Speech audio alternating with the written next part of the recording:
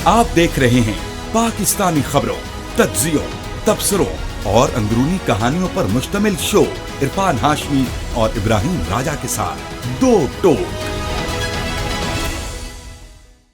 बिस्मिल्लाहिर्रहमानिर्रहीम। अस्सलाम वालेकुम नाज़रीन, मैं हूं इरफान हाशमी और आपको प्रोग्राम दो टोक में खुशामदीद कहता हूं। और हमारे साथ मौजूद हैं इब्राहिम राजा साहब। अस्सलाम वालेकुम। वालेकुम अस्सलाम।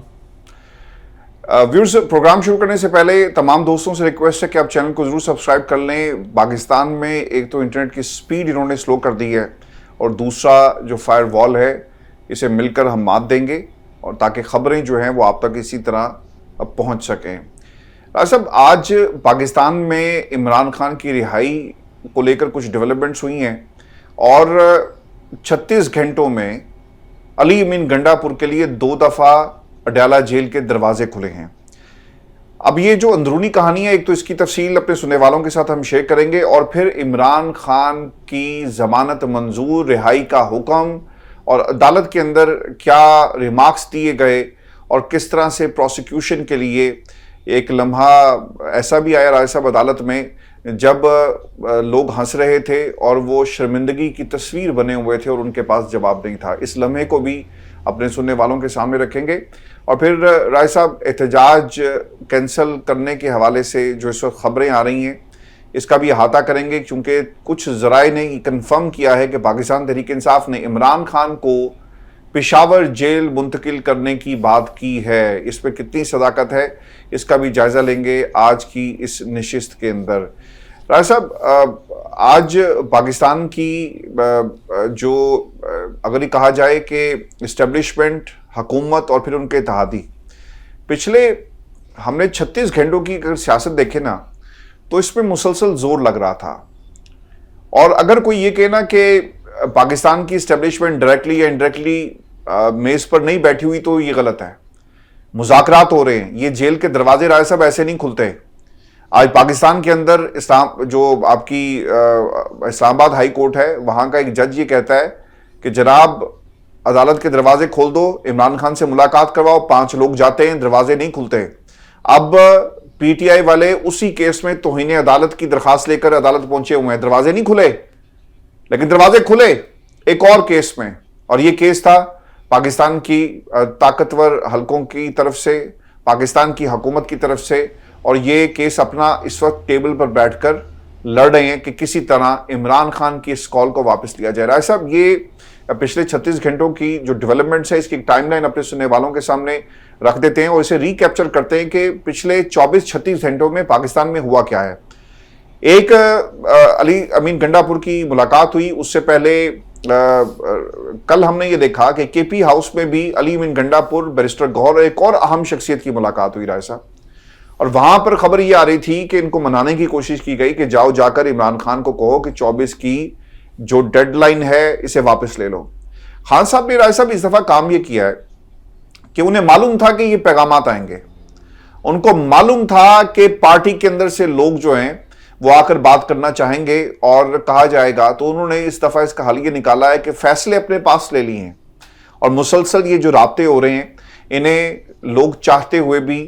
रोक नहीं सके। राय साहब, अब डेवलपमेंट्स ये हुई हैं कि एक तो अली अमीन गंडापुर जेल के अंदर गए और उनके सामने ऑप्शंस रखे। खान साहब ने मुज़ाकरात के लिए ग्रीन सिग्नल दिया पहली मुलाकात के अंदर और कहा कि ठीक है, आप हमारे मुतालबात को मान लें, हम ये एहतजाज को जश्न में कन्वर्ट कर देंगे और पाकिस्तान की आवाम सड़कों पर निकलेगी। लेकिन इस्लामाबाद में जो तैयारियां हो रही हैं वो हमें कुछ और इस वक्त जो है वो पैगाम दे रही है। राय साहब, पहली चीज, क्या वाकई ही पाकिस्तान की इस्टेब्लिशमेंट इस वक्त राब्ते कर रही है? एक तो इसका जायजा लें और बताएं हमें कि अडयाला जेल जो इस वक्त पावर हाउस में तब्दील हो चुका है, ये पावर हाउस क्या पैगाम दे रहा है पाकिस्तान में पावर ब्रोकर्स को और पावर कॉरिडोर्स को? देखें हाशमी साहब, इस खबर के अंदर 2 बड़ी खबरें छुपी हैं जो कि जीएचक्यू और एस्टैब्लिशमेंट के मुतल्लिक हैं और 1 मिनट की खामोशी उन तमाम लोगों के लिए जो ये कह रहे थे। और एक बरतानवी अखबार ने भी रिसेंटली एक स्टोरी शाया की थी फौजी ज़राए को कोट करके कि इमरान खान सब के साथ किसी किस्म के मुज़ाकरात नहीं किए जाएंगे, कोई समझौता नहीं किया जाएगा, किसी किस्म की डील ऑफर नहीं की जाएगी। तो 1 मिनट की खामोशी उन तमाम नून लीग के गार्डियन अखबार, और बिल्कुल सही एस्टैब्लिशमेंट के जी और एस्टैब्लिशमेंट के जो करीबी सहाफ़ी हैं उनके लिए कि जो इस किस्म का नैरेटिव फैला रहे थे कि इमरान खान साहब जो हैं ये असल में एस्टैब्लिशमेंट के साथ कोई डील करना चाहते हैं, इमरान खान साहब की कोई मजबूरी है, इमरान खान साहब कोई समझौता करना चाहते हैं। अब जिस खबर की तरफ मैं इशारा कर रहा हूं कि इस खबर के अंदर एक बड़ी खबर छुपी है, वो ये है कि एक तरफ तो इमरान खान साहब से मुलाकात पर 2 हफ्ते तक पाबंदी रही, इमरान खान साहब के सेल की बिजली बंद कर दी गई, इस्लामाबाद हाई कोर्ट के एकामात के बावजूद इमरान खान साहब से उनकी कानूनी टीम या उनके अहले खाना को इमरान खान साहब से नहीं मिलने दिया गया, यानी जेल के दरवाजे मुकम्मल तौर पर बंद हो गए। अली अमीन गंडापुर को या बैरिस्टर गौर को खान साहब तक रसाई नहीं दी गई, लेकिन जैसे 24 नवंबर के एहतजाज की फाइनल कॉल दी गई तो पाकिस्तान की कुछ एजेंसीज एक्टिव हुई। जब भी इस किस्म के एहतजाज की कॉल दी जाती है तो जो सिविल आपकी एजेंसीज होती हैं, खुफिया एजेंसीज, इंटेलिजेंस एजेंसीज और इसी तरह आपकी जो फौज की इंटेलिजेंस एजेंसीज हैं जिनमें ISI भी शामिल है, जिनमें मिलिट्री इंटेलिजेंस भी शामिल है, ये अपनी असेसमेंट रिपोर्ट तैयार करती हैं। इस किस्म की सिचुएशन में जब कहीं लॉन्ग मार्च होना हो, कोई डिसाइसिव किस्म की कॉल कोई बड़ी जमात दे, कोई धरना देना हो, तो ये सिविल इंटेलिजेंस एजेंसीज और इसी तरह मिलिट्री की जो इंटेलिजेंस एजेंसीज हैं ये अपनी असेसमेंट रिपोर्ट तैयार करती हैं। अब 24 नवंबर का जो एहतजाज है इसके मुतल्लिक भी IB, ISI और MI और जो दीगर इंटेलिजेंस एजेंसीज हैं इन्होंने अपनी असेसमेंट रिपोर्ट्स तैयार की गई होंगी और इन असेसमेंट रिपोर्ट्स में जो कि सहाफ़ी अपने हकायक पर मबनी तज्जियों में भी ये चीज़ें सामने लाते रहे कि PTI इतनी बड़ी जमात है, एक इनकलाबी जमात बन गई है, एक कमिटेड जमात बन गई है कि 2 साल के बदतरीन जबर के बावजूद वो हर तरह का एहतजाज करने के लिए तैयार है। 2 साल के बदतरीन जबर के बावजूद बांग्लादेश में जो इनकलाब आया उससे पहले पाकिस्तान के लोग 8 फरवरी 2024 के इलेक्शन में वो इनकलाब लेके आए।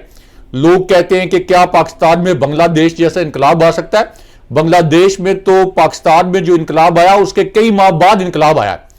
पाकिस्तान में लोग वोट की ताकत से पुरम तरीके से इनकलाब लेके आए एक ऐसी सूरत-ए-हाल में जब PTI को वोट देने के ऊपर भी आप पर दहशतगर्दी के मुकदमात दर्ज हो रहे थे, जब PTI का झंडा उठाने पर दहशतगर्दी के मुकदमात दर्ज हो रहे थे, आपकी पूरी जो पूरे खानदान है उनके कारोबार, उनकी अमलाक, उनके जो असासे हैं वो सारे के सारे बिक जाते थे इन मुकदमात को भुगतने में। तो इस पूरी सिचुएशन में अली अमीन गंडापुर साहब और बैरिस्टर गौर 2 दिन में 2 मरतबा जाके अडियाला जेल में मिले हैं। तो इनके लिए अडियाला जेल के दरवाजे किसने खोले हैं? क्या इस कठपुतली हुकूमत की ये मजाल है? क्या इनमें ये जुर्रत है कि ये अडियाला जेल के दरवाजे आज खुद खोले जिन्होंने 15 दिन तक इमरान खान साहब से मुलाकातों पर पाबंदी आयद करके रखी? अब जो असेसमेंट्स हैं ब्रेक थ्रू होगा। जी मैं आता हूं उधर।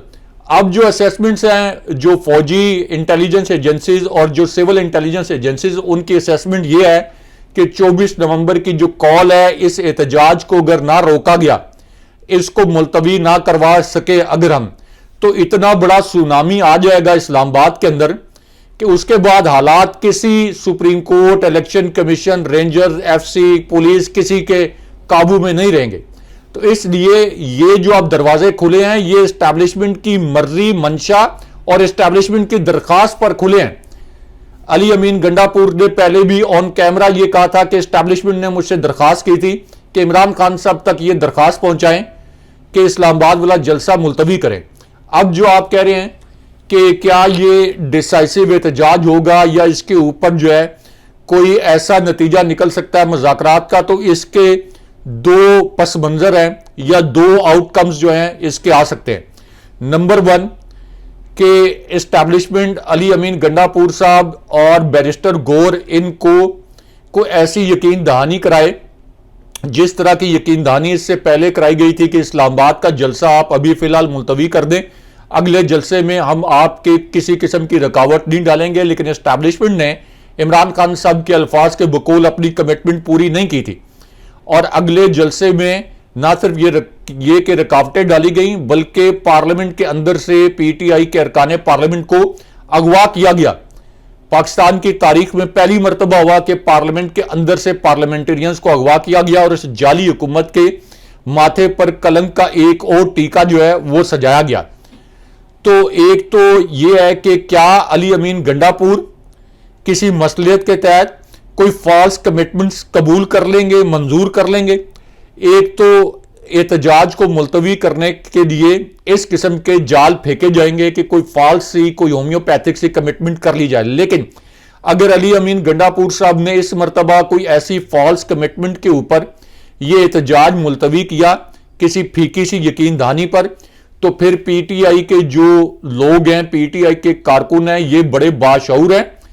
ये उनको अकाउंटेबल करेंगे। जिस तरह से पीटीआई के और कई रहनुमाओं को पीटीआई के कारकुन जो इमरान खान साहब की रिहाई, लूटा हुआ मैंडेट और सियासी कैदियों की रिहाई चाहते हैं, वो उनको अकाउंटेबल कर रहे हैं। तो अली अमीन गंडापुर को एक्सेप्शन नहीं रहेंगे, उनको भी लोग अकाउंटेबल करेंगे। दूसरा इसका आउटकम यह हो सकता है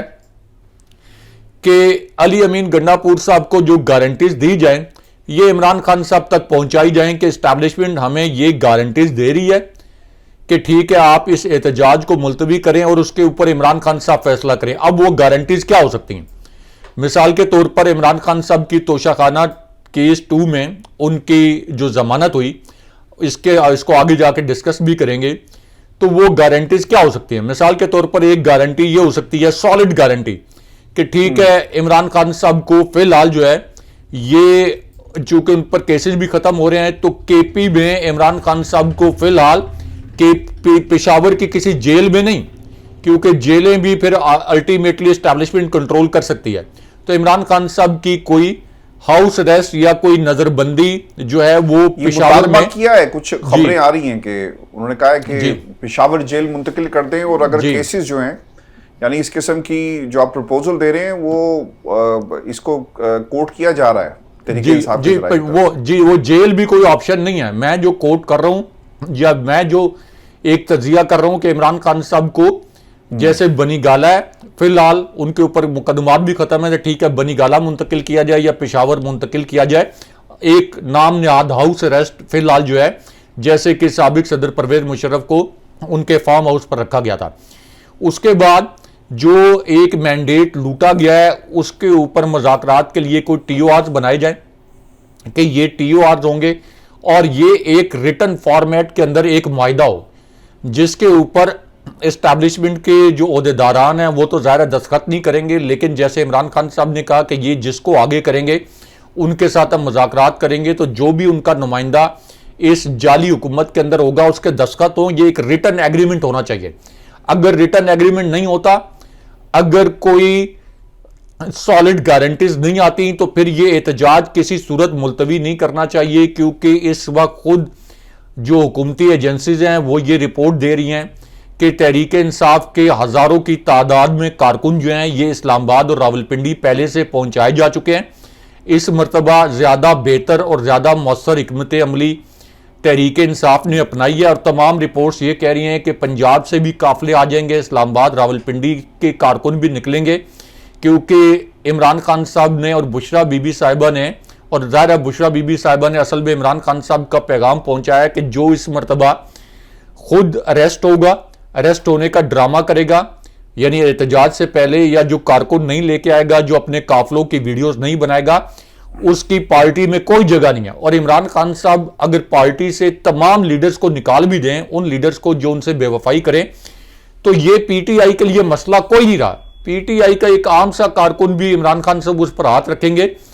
तो वो बैरिस्टर गौर बन जाएगा, वो जहांगीर तरीन बन जाएगा, वो असद जो आपके बड़े बड़े बुल्ट थे परवेज खटक वो बन जाएंगे, असद उमर बन जाएगा। तो इसलिए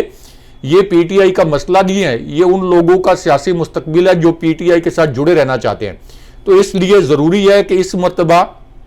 ये जो 24 नवंबर की कॉल है, अच्छा इसमें ना कुछ और चीजें भी मैं ऐड कर दूं राय साहब, क्योंकि ये 24 नवंबर के एहतजाज का मामला है और इसमें जो मुलाकातें हुई हैं, अच्छा एक ना कॉन्स्पिरेसी थ्योरी चल रही है कि इमरान खान की जो आज जमानत हुई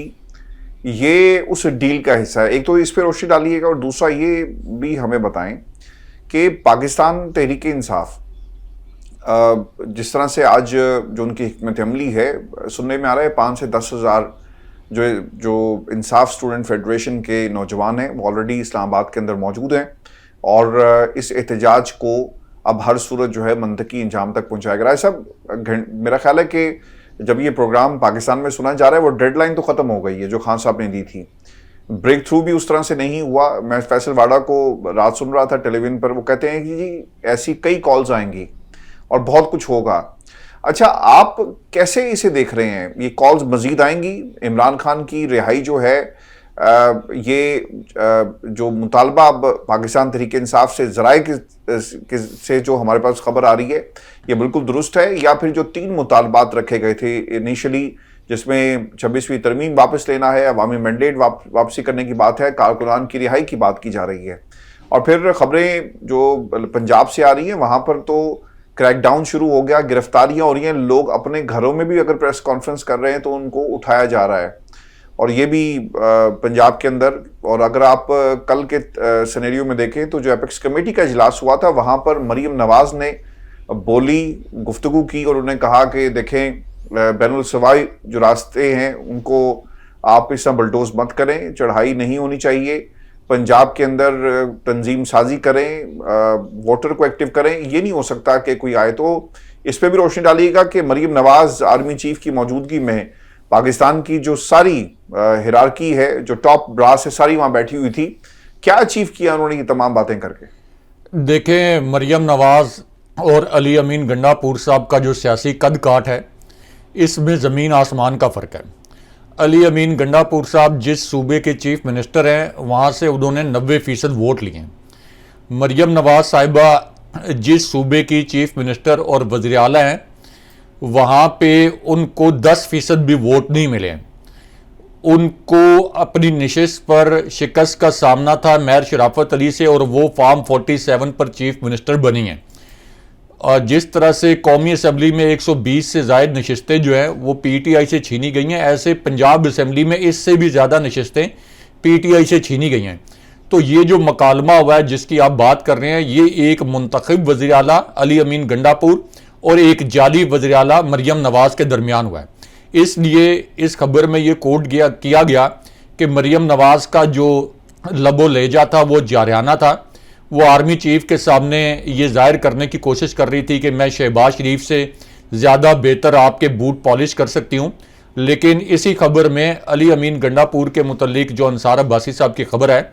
इसमें यह बताया गया कि अली अमीन गंडापुर साहब का जो रवैया था वो जारियाना नहीं था। जाहिर है कि मरियम नवाज एक खातून भी हैं और अली अमीन गंडापुर साहब का अब ये कद काट नहीं है कि वो मरियम नवाज के इस तरह के जो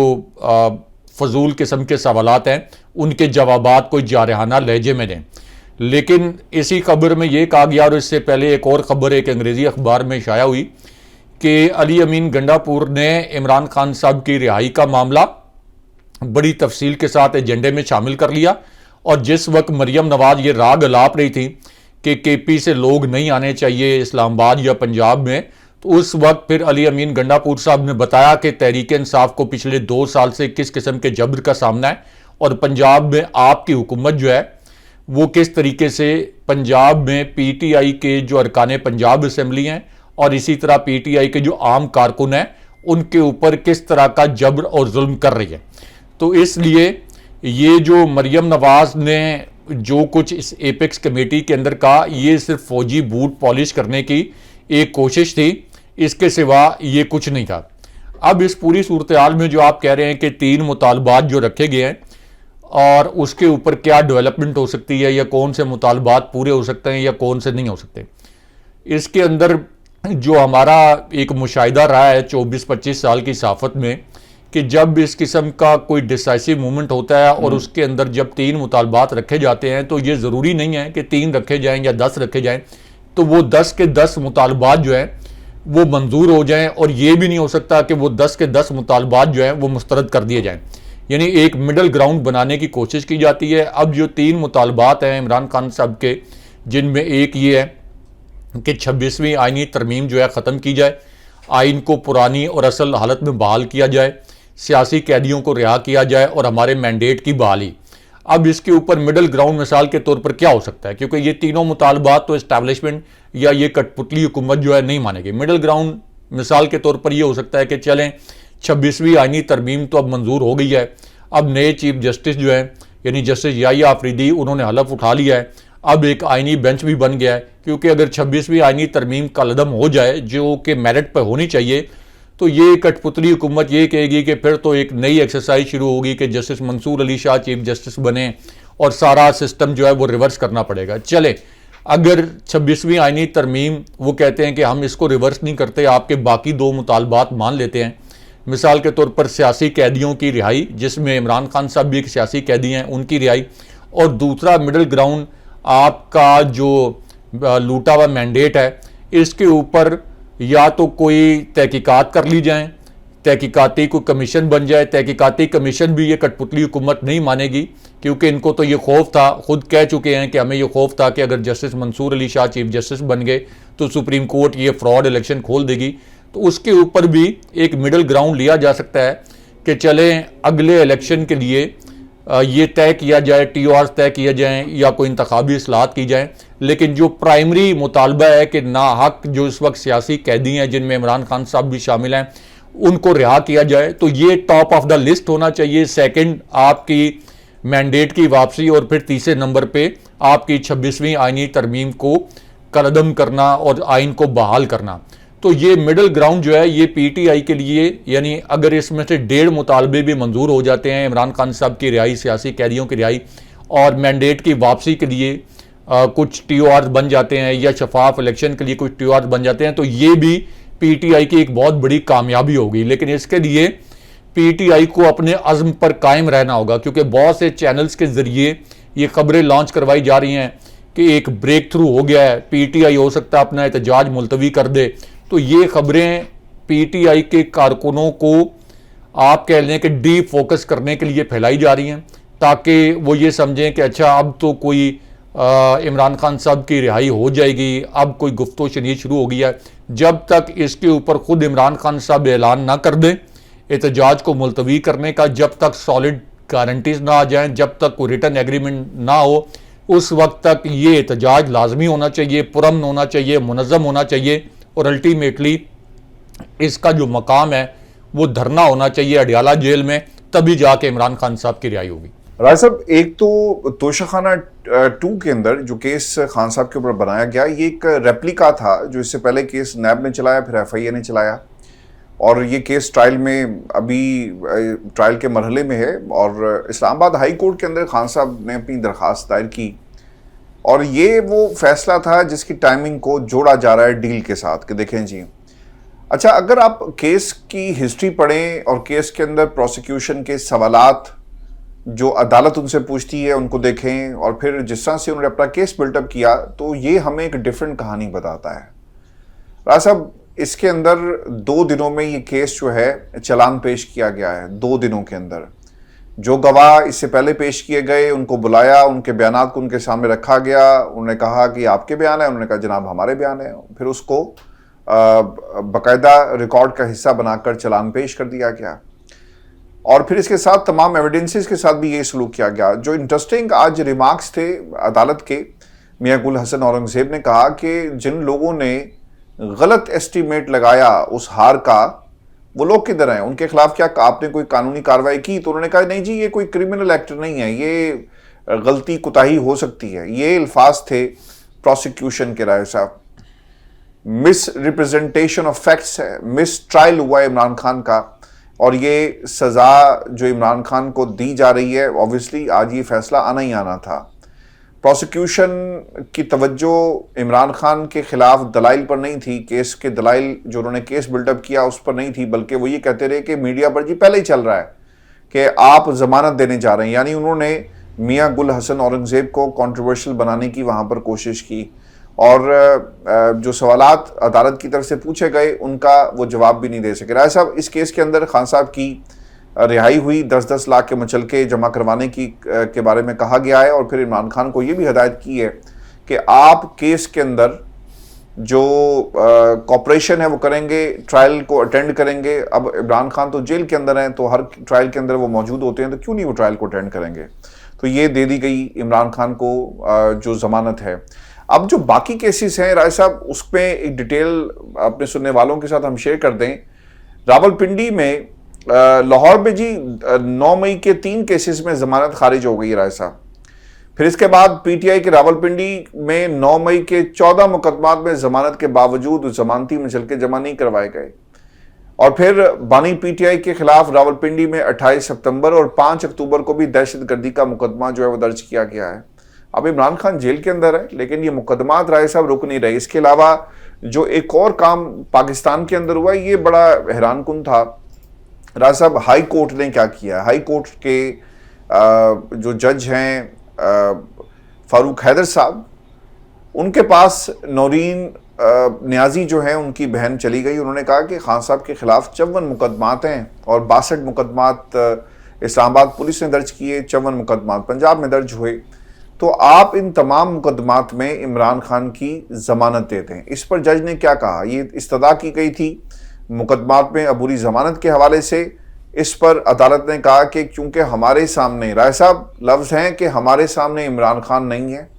और ज़मानत कबल अज़ गिरफ्तारी से पहले मुलजिम को सरेंडर करना पड़ता है अदालत के सामने। राय साहब, जज साहब क्यों इस किस्म की बातें कर रहे हैं? उन्हें नहीं मालूम कि इमरान खान जेल में कैसे सरेंडर करेंगे? क्या तोजी वो पेश कर रहे हैं, जो तोजीहात अदालतें उठाती हैं? मुझे तो ये इंसाफ से ज़्यादा सहूलतकारी नज़र आ रही है जो अदालतें इस वक्त कर रही हैं। एक तो ये चीज़ राय साहब, पाकिस्तान के अंदर ये मामला हुआ और फिर इस्लामाबाद में इस एहतजाज को रोकने के लिए बताया जा रहा है कि जो डी चौक है वहाँ पर पुलिस, इस्लामाबाद पुलिस की नफरी और इसके अलावा रेंजर्स को भी तैनात ऑलरेडी कर दिया गया है। तो इंडिकेटर्स तो राय साहब बड़े वाजे हैं कि इमरान खान की जो डील है, जो ब्रेक थ्रू की जो बातें हो रही हैं, जिस तरह से कंट्रोवर्सीज क्रिएट की जा रही हैं, इसमें कोई हकीकत नहीं है। और अगर इमरान खान उनकी बात मान लेते, जिस तरह कल हमने देखा फैसल वाडा ने टेलीविजन पर आकर कहा, उनका आना, उनकी प्रेस कॉन्फ्रेंस करना इस्लामाबाद में बैठकर, ये एक बहुत बड़ी दलील थी कि बात नहीं हुई और उन्होंने इनकार कर दिया। इसलिए हमें रेंजर्स भी नज़र आ रही है, एफसी भी नज़र आ रही है, पंजाब पुलिस भी नज़र आ रही है, इस्लामाबाद पुलिस भी नज़र आ रही है। और एक कुछ वीडियोज़ आए साहब, जो डी चौक से जो सड़क इस्लामाबाद को कनेक्ट करती है, वहाँ पर पिंडी शहर को कनेक्ट करती है, वहाँ पर पुलिस ने मार्च भी किया है और ऐसा लग रहा था कि शायद ये इंडिया को फतह करने के लिए पुलिस जो है वो इंडिया का रुख करने जा रही है। देखें आशफी साहब, एक तो जो इस्लामाबाद हाई कोर्ट का फैसला था जस्टिस गुल हसन औरंगज़ेब का, उनके पास तो कोई ऑप्शन ही नहीं था, क्योंकि बैरिस्टर सलमान सफदर ने यहाँ तक बताया और डॉक्यूमेंट्स के साथ बताया कि चालान जो था उसकी रसीद पर बुशरा बीबी साहिबा का नाम था,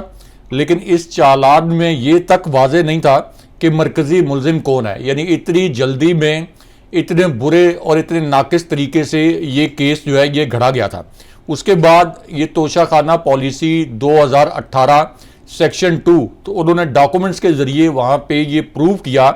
कि जो ताइफ लिए गए ये तोशाखाना पॉलिसी 2018 के सेक्शन 2 के तहत लिए गए थे। इसलिए जितने भोंडे तरीके से ये केस बनाया गया था इस्लामाबाद हाई कोर्ट में, जस्टिस गुल हसन औरंगज़ेब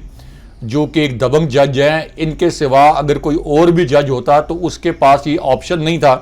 कि इमरान खान साहब की ज़मानत मंजूर ना करे। अब जिन जज साहब की आपने बात की, तो सबको पता है कि जिस तरीके से सुप्रीम कोर्ट को फतह किया गया है 26वीं आइनी तरमीम के ज़रिए, उसके बाद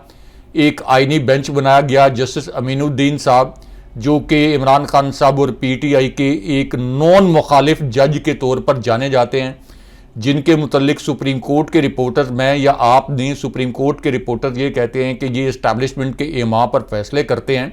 तो जब सुप्रीम कोर्ट पूरे तरीके से फतह हो जाए, चीफ जस्टिस और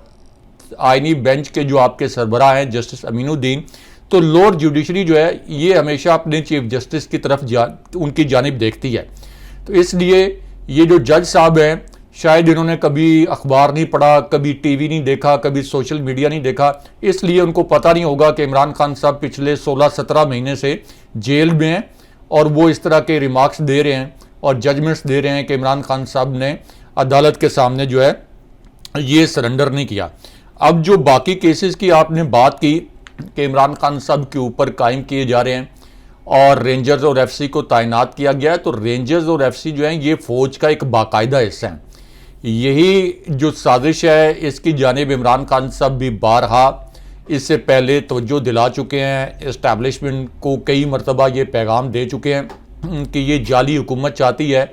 कि पाक फ़ौज और पाकिस्तान की सबसे बड़ी जमात जो कि पीटीआई है ये आमने सामने आ जाएं या आमने सामने रहें, क्योंकि इनकी सर्वाइवल, इस जाली हुकूमत की सर्वाइवल इसी में है। अब ज़ाहिर है कि इस्टेब्लिशमेंट के लिए भी और इमरान खान साहब और पीटीआई के लिए भी ये कुछ सूटेबल सिचुएशन नहीं है कि फ़ौज और पाकिस्तान की सबसे बड़ी जमात आमने सामने हो। ये पाकिस्तान के लिए भी कुछ सूटेबल सिचुएशन नहीं है। ये कभी भी नहीं होना चाहिए कि एक जमात जिसके पीछे 90% अवाम खड़े हैं वो और फ़ौज आमने सामने आए। ये फ़ौज भी हमारी है, ये अवाम भी हमारे हैं, ये मुल्क भी हमारा है, लेकिन इसका इदराक किसको करना है? इस्टेब्लिशमेंट की क़यादत को करना है। ये अपने सियासी मकासद के लिए इससे पहले भी ये जाली हुकूमत रेंजर्स को और एफसी को इस्तेमाल कर चुकी है और पीटीआई के कारकुनों ने बड़े सब्र व तामुल का मुजाहरा किया और रेंजर्स के साथ और एफसी के साथ किसी किस्म का तसादुम नहीं किया ताकि ये जो साजिश है इसको नाकाम बनाया जाए। लेकिन जाहिर है कि अगर रेंजर्स को और एफसी को ये फ्रंट लाइन पे इस्तेमाल करेंगे तो तसादुम का तो खदशा रहेगा। और बार बार इमरान खान साहब खुद ये कह चुके हैं कि 97% फौज जो है ये हमारे साथ है। इसके ऊपर गवाहियाँ आ चुकी हैं कि DHS के जो पोलिंग स्टेशन हैं वहाँ इमरान खान साहब के और पीटीआई के हक में वोट पड़े हैं। तो ये जानबूझ के ये जाली हुकूमत चाहती है कि फ़ौज और पीटीआई आमने सामने रहें या ये तासुर रहे कि ये आमने सामने हैं। तो इसका इदराक सबसे पहले जो है इस्टेब्लिशमेंट की क़यादत को करना चाहिए। दूसरा, अगर इमरान खान साहब की कोई डील होती तो ये जो इमरान खान साहब पर इजाफी मुकदमात आए रोज़ दर्ज किए जा रहे हैं ये कभी भी दर्ज ना होते। इमरान खान साहब से ये बात भी की गई थी कि नजम सेठी साहब ने कहा कि आपको ज़बरदस्ती जो है कोई जहाज़ में बाहर भेज दिया जाएगा, तो इस पर भी इमरान खान साहब ने कहका लगाया। ज़ाहिर है कि खान साहब जो हैं वो कोई नवाज शरीफ नहीं है कि अपने प्लेटलेट्स ऊपर नीचे जाली तरीके से करवा के और किसी डील के नतीजे में बाहर चले जाएं। ये बाहर उन्होंने जाना होता है तो ये सब सहाफ़ियों को जो पीटीआई की बीट करते हैं, GHQ की बीट करते हैं, उन सबको पता है कि इमरान खान साहब की गिरफ्तारी से पहले उनको कई मरतबा ये ऑप्शन दिया गया था कि वो बाहर चले जाएं। बल्कि अभी तो जो पीटीआई के एक सेनेटर हैं उन्होंने भी इंकशाफ किया है कि इमरान खान साहब को ये कहा गया था कि आप 3 साल के लिए बाहर चले जाएं या अगर हम आपको रिहा करते हैं तो आप 3 साल के लिए खामोश हो जाएं। लेकिन इमरान खान साहब ने कहा कि मैं, ये जो सेनेटर हुमायूं मोहम्मद है उनका ये स्टेटमेंट है कि मैं 3 साल क्या 3 सेकंड भी खामोश नहीं रहूँगा। तो इमरान खान साहब जेल से कब बाहर आएंगे ये इमरान खान साहब के अपने हाथ में है। इमरान खान साहब आज डील कर लें तो इमरान खान साहब 15 मिनट में जेल से बाहर आ जाएंगे। लेकिन अब अल्टीमेटली ये जो एहतजाज है ये भी इमरान खान साहब की रिहाई का बगैर डील के ये वाजिब बन सकता है। अगर पीटीआई दोबारा इस्टेब्लिशमेंट के किसी ट्रैप में ना आई, इस जाली हुकूमत के ट्रैप में ना आई, ये मौसर एहतजाज किया गया और अडयाला जेल के ऊपर किया गया, तो कोई वजह नहीं है कि इमरान खान साहब की रिहाई ना हो या इस एहतजाज से पहले इमरान खान साहब की रिहाई के लिए ठोस और गारंटेड जो है वो डायलॉग जो है वो ना हो।